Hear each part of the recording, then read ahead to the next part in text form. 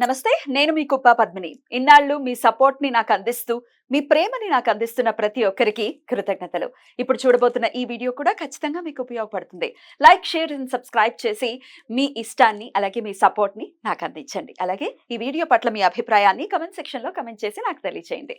నమస్తే, welcome to our channel. నేను పద్మిని. ప్రస్తుతంతో పాటు ప్రముఖ ఆధ్యాత్మికవేత్త, ఆస్ట్రో న్యూమరాలజిస్ట్, ఎనర్జీ వాస్తు స్పెషలిస్ట్, శ్రీ విద్య ఉపాసకురాలు శ్రీమతి జయప్రద గారు మనతో పాటు ఉన్నారు. మాట్లాడదాం. జయప్రద గారు నమస్కారం అండి. నమస్తే అమ్మ. శ్రీమాత్రే నమః.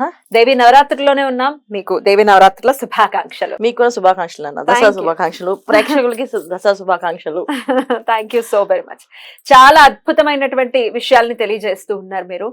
దేవీ నవరాత్రుల్ని పురస్కరించుకుని మనం ఆయా రోజుని బట్టి ఆ అమ్మవారి ఆరాధనని చాలా అద్భుతంగా వివరిస్తున్నారు. దాంతో పాటు ఆ అమ్మవారి ఆరాధనతో పాటు ఏ గ్రహశాంతి జరుగుతుంది అనేది కూడా చెప్తున్నారు. ఖచ్చితంగా ఇది శాస్త్ర వచనమే. ఎందుకంటే అటు దశమహావిద్యల్లో నుంచి మనం కనుక చూసుకుంటే దశమహావిద్యల్ని కూడా చాలా విశేషంగా దేవీ నవరాత్రుల్లో చేసుకోవటం అనేది అందరికీ తెలిసినటువంటి విషయం. అంటే వాళ్ళ గురువుల నుంచి వస్తే గనక ఆ ఆరాధనని చేసుకుంటారు.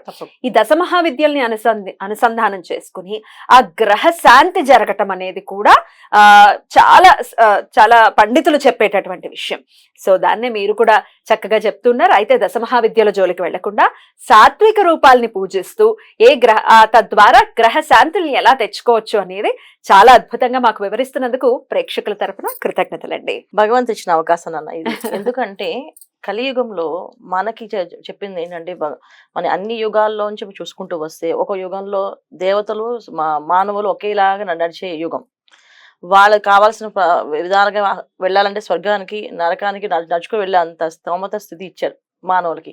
తర్వాత జపం తపస్సు చేస్తేనే కనిపించారు. ఆ తర్వాత వచ్చి అనుష్ఠానం పూజలు చేసి హోమాలు చేస్తేనే కనిపించారు. కానీ కలియుగం వచ్చినప్పటికి ఏమైందంటే నామాన్ని చేస్తే కూడా నేను పలుకుతాను అని చెప్పాడు ఆయన.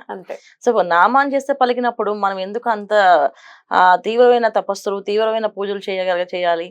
చేయగలిగిన స్తోమత ఉన్న వాళ్ళు, చేయగలిగిన శక్తి ఉన్న వాళ్ళు చక్కగా చేసుకోవచ్చు. ఒకవేళ చేయలేని వాళ్ళ పరిస్థితి ఏంటి అంటే, చెయ్యాలేము అనే బాధ లేకుండా మనం ఇవాళ ప్రత్యామ్నాయం అంటే వాళ్ళు చేయలేమో అని బాధపడకుండా ఒక రోజైనా మంచిగా నిష్ఠగా చేయండి. 9 రోజులు చేయాలని సంకల్పం ఉన్న వాళ్ళు చక్కగా చేసుకోవచ్చు.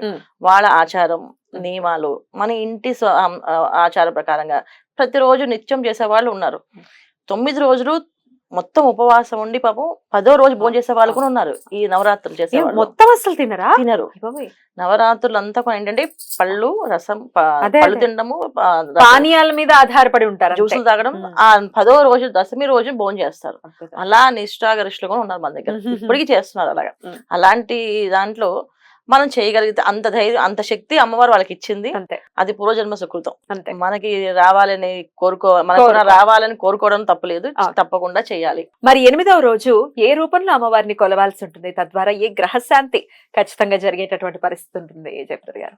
తప్పకుండా అన్న. సో 8వ రోజు అవతారం అంటే దుర్గా అమ్మవారు అవతారం. అంతేగా, దుర్గాష్టమి. దుర్గా అమ్మవారు అంటే దుష్ట శిక్షణ, శిష్ట రక్షణ అమ్మవారు. అంటే ఏంటంటే మనకి ఆల్రెడీ జీవితంలో శాపాలు, జాతకంలో పిత్త దోషాలు కానీ, శాపాలు కానీ, స్త్రీ దోషాలు కానీ ఉన్నాయి. వివాహాలు ఆలస్యంగా అవుతున్నాయి, వివాహాలు అవ్వట్లేదు. అయితే మా కుటుంబానికి ఏదో దిష్టి ఉందండి, ఏదో చేశారు, అందుకే మా కుటుంబం పైకి రావట్లేదు, రావట్లేదు. సో ఎంత చేసినా అక్కడే ఉండిపోతున్నాం, ఆ జీవితంలో ముందుకు వెళ్ళలేకపోతున్నాం అండి. ఆర్థిక ఇబ్బందులు అసలు అనుకోకుండా కాదు, చాలా భారంగా అనిపిస్తున్నాయి అనే విషయాలు ఉన్న వాళ్ళందరూ కూడా దుర్గా ఆరాధన చేయడం వల్ల వీళ్ళకి ఆ సమస్య నుంచి బయటపడతారు. ఎందుకంటే ఇలాంటి బాధలు, మానసికమైన ఇబ్బందులు, ఏ పని చేసినా గుర్తింపు లేకపోవడం, దాని మీద వీళ్ళకి భారంగా మారడము, ఏది చేసినా లాసులు రావడం అనేది ఏంటంటే జాతకంలో రాహు మహాదశ యోగించకపోయినా, రాహు యొక్క యోగించకపోయినా ఇబ్బందులు. అంటే రాహు మహాదశ యోగించకపోయినా, రాహు ఒకవేళ యోగ కాలంలో లేకపోయినా వీళ్ళకి వచ్చే ఇబ్బందులు ఉంటాయి. సో రాహు పెట్టే బాధలు ఏంటంటే అన్నిటికంటే మెయిన్ అంటే బద్ధకాన్ని. మన ఇంట్లో చాలా మంది సోమరిపోతులాగా ఉండిపోయి తిని పడుకుని ఏం చేస్తారు కానీ పొద్దున్న లేస్తాడు, టీవీ చూస్తాడు, తింటాడు, పడుకుంటాడు, పొద్దున్న లేస్తాడు, టీవీ చూసి పడుకుంటాడు. ఇలా అనుకునే బాధలు ఎవరైతే ఉన్నారో వాళ్ళు ఈ దుర్గాష్టమి రోజున అమ్మవారిని పొద్దున్న నుంచి సాయంత్రం దాకా దుర్గా ఆరాధన చేస్తూ, అంటే దుర్గా అమ్మవారి నామాన్ని జపం చేసుకుంటూ చక్కగా ఆ అమ్మవారిని పూజించేసుకుంటే ఇంట్లో ఇలాంటిగా అంటే ఏమి చేయకుండా, పని చేయకుండా రివర్స్ మాట్లాడేవాళ్ళు, బద్దకించే వాళ్ళు, స్తోమరిపోతులు అందరూ కూడా తొలగిపోతారు. ఇక దుర్వ్యసనాలు కూడా రాహు ఇంపాక్ట్ ఇంపాక్ట్ ఖచ్చితంగా ఉంటుంది. దుర్వ్యసనాల నుంచి మందు అలవాట్లు దానికి ఖచ్చితంగా ఏంటంటే పరిహారం చేయించుకోవాలి. చాలా పెద్ద పరిహారం చేయాలి. ఇప్పుడు మనం చేసే పరిహారం ఏంటంటే ఒక్కరోజు వీళ్ళు దుర్గా అమ్మవారిని ఆరాధించడం వల్ల పరిహారం దొరికే మార్గం దొరుకుతుంది. ఏ విధంగా చేయొచ్చు పరిహారం అనేది మార్గం దొరుకుతుంది. ఇప్పుడు చాలా మంది పుట్టిన తేదీ లేకపోతే సమయం తెలియకపోవడం వల్ల ఇంట్లో ఇలాంటి సమస్యలు ఎదుర్కొంటున్నారు. లేదా డబ్బులు నిలబడకపోవట్లేదు, ఏదో ఒక అనారోగ్య సమస్య వస్తుంది ఒకరి తర్వాత ఒకరికి. ఇంట్లో పోనీ ఏదైనా అన్ని సర్దుకుందాం అనుకుంటే ఏదో ఒక బాధ, మనశ్శాంతి లేకపోవడం, అశాంతిగా ఉండడము, ఏదో ఒక పసిపిల్లలు ఎప్పుడు ఏడవడం, ఇంట్లో ఏదో ఒక బాధ, వాళ్ళు సరిగ్గా తిండి తినకపోవడము, ఇవన్నీ కూడా ఏంటంటే మనకి ఉండే ప్రారంధ కర్మలతో పాటు ఈ జన్మలో ఈ కాలంలో ఏమంటే చేతబడులు చేసి అంటారు కదా, చేశారేమో అనే అనుమానం ఉందంటారా, వాళ్ళకున్న సంరక్షణ అవుతుంది ఇది చేసుకోవడం వల్ల. అంటే ఏంటంటే అలాంటి దుష్టి దోషాలు ఏమైనా ఉంటే అన్ని తొలగిపోతాయి ఈ దుర్గాదేవి ఆరాధన చేయడం వల్ల. సో ధైర్యం కలుగుతుంది మనుషులకి, ధైర్యంగా మేము చేయగలమని అనేది వాళ్ళకి కలిగి చేస్తారు ఏ పనైనా. ఇప్పుడు సోమరిగా ఎందుకుంటారు ఎవరైనా అంటే మేము చేయలేము అన్న ఒక మనసులో ఒక మనోభావం, ఒక పిరిగితనం వల్ల ఆ పిరిగితనాన్ని తొలగిపోతుంది, ధైర్యంగా పనులు చేయగలుగుతారు. సో దుర్గా అమ్మవారి ఆరాధన దుర్గే రక్షణ నమః అనే మంత్రాన్ని పొద్దు నుంచి చేసుకుంటూ సాయంకాలం అమ్మవారికి పూజ. సో చక్కగా దుర్గా అష్టోత్తరాలతో అమ్మవారికి పూజ చేయడం, లలితా సహస్రనామంతో పూజ చేయడం. సో లలితా సహస్రనామం వచ్చిన వాళ్ళు లలితా సహస్రనామం చదువుకోవాలి, లలితా సహస్రనామం రాని వాళ్ళు లలితా సహస్రనామాన్ని పెట్టి చక్కగా వీళ్ళు శ్రీమాత్రే నమః అని 1000 సార్లు తక్కువ కాకుండా అమ్మవారి మీద కుంకుమ అర్చన చేస్తూ ఉండాలి. కుంకుమతో అర్చన చేయడం వల్ల ఆ వీళ్ళకున్న గ్రహశాంతి జరుగుతుంది అనమాట.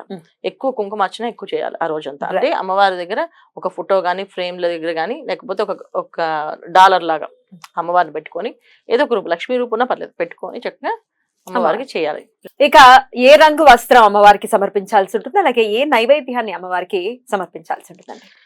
ఇంట్లో వీళ్ళు ఏంటంటే నిమ్మకాయలతో అమ్మవారికి 108 నిమ్మకాయలతో మాల వేయడం, తర్వాత ఎర్రని వస్త్రాలు అంటే రెడ్ కలర్ చీర, రెడ్ కలర్ గాజులు, మొత్తం రెడ్ అంటే మిరపకాయ ఉంటుంది బ్రైట్ రెడ్ కలర్, ఆ కలర్ చీర జాకెట్ అమ్మవారి నైవేద్యం పెట్టాం.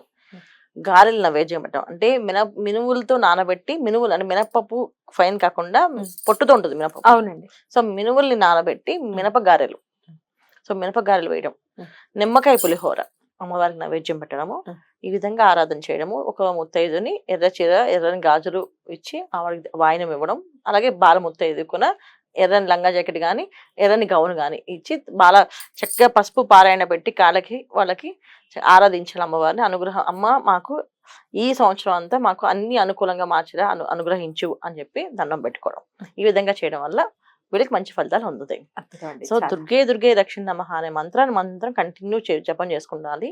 ఈ పూజ చేసేటప్పుడు గట్టిగా అరవడం కానీ, గట్టిగా మాట్లాడడం కానీ అనేది ఉండకుండా ప్రశాంత వాతావరణంలో అమ్మవారిని అర్చించాలి. ఎందుకంటే మనకి స్థిరం అనేది కలగడమే కష్టం.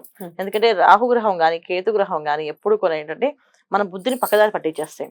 చేయాలనిపిస్తే ఆ రోజు ఏదో ఒక ఫోన్ వచ్చి భయపడ్డము, బాధపడ్డము, ఆ రోజు ఇంట్లో ఏదో గొడవ పడ్డము. ఎందుకంటే మనం చేసే సమస్యల నుంచి బయటపడాలి కదా చేస్తున్నాం.